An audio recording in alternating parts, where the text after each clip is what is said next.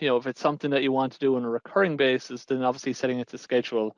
So with the schedule task profiles, the option to run once, and then obviously, if it hasn't run it.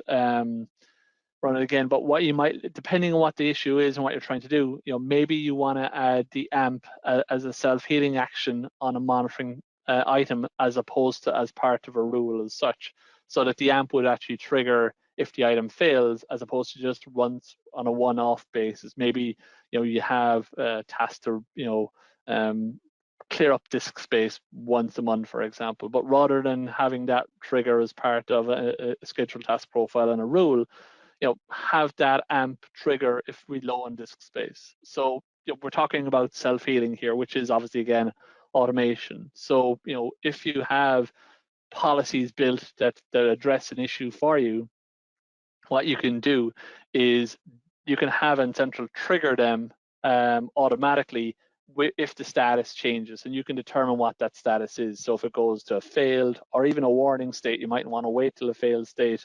You can have that trigger automatically. So for anyone that's not familiar with this, if we come into our service templates, and again, I'm going to use Workstation. I always use Workstation because it's down the bottom and it's easy to find. I don't have to be scrolling up and down all day to find servers or laptops and such.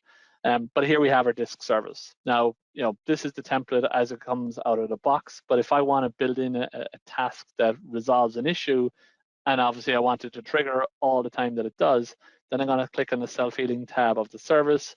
I'm going to choose when I want to issue it. So in this case, I'm going to choose failed. I might want to retry the monitoring before I do the task. Maybe the issue is caused by a spike temporarily, and I don't want to trigger unnecessary actions against devices as such. But if it's still maintaining that fail state after 3 retries, then I'm going to execute that action. And then I'm going to define what that action might be.